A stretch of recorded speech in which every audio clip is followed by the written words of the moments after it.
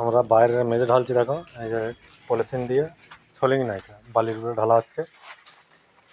এই যে টিপগুলো, এন্ড একটা দেখো, এই যে টিপগুলো,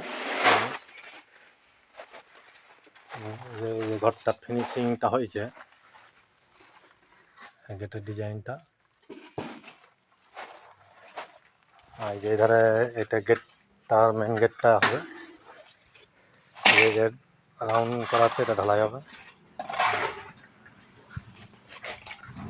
এটা মেন গেট, এই যে এটা প্রাচীর, এই যে যারা প্রাচীর, এই যে আমাদের ইলিয়াসটা বালি চালছে। আরে এই ঘরটা যে ফিটিং হয়ে গেছে 2 বছর আগে।